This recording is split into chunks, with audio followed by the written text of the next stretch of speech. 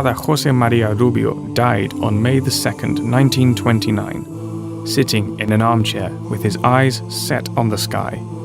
It is said that across the city of Madrid, people kept repeating, "A saint has died," which meant that in his lifetime, people already considered him a saint because of the way he helped the poor, the simple life he lived, and his passion to teach everyone the Word of God.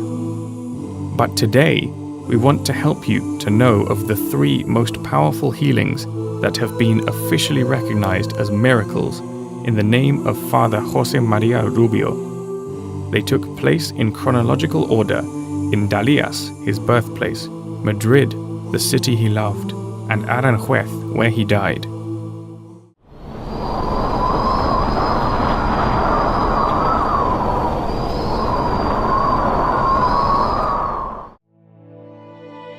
In July 1944, Dr. Alberto Verdejo diagnosed Maria Dolores TERRES with a malignant, life-threatening tumor and ordered her hospitalization. Her incarnation sister thought of Father Rubio and began the novena prayers. Incredibly, when she was finally admitted to the hospital, there was no trace of the tumor, nor was there any sign of its existence. Due to this miracle, the process of Fame of Holiness and Miracles for Father Rubio was initiated on April 30th, 1945.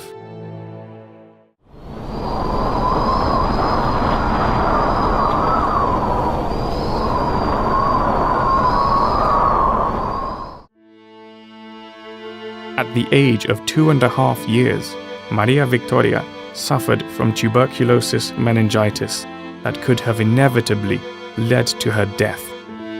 Her mother thought that nothing was impossible for God, and she asked someone to look for a relic of Father Rubio. After a while, the girl overcame the disease without any natural explanation, a miracle that served for the beatification of Father Rubio on October 6th, 1985.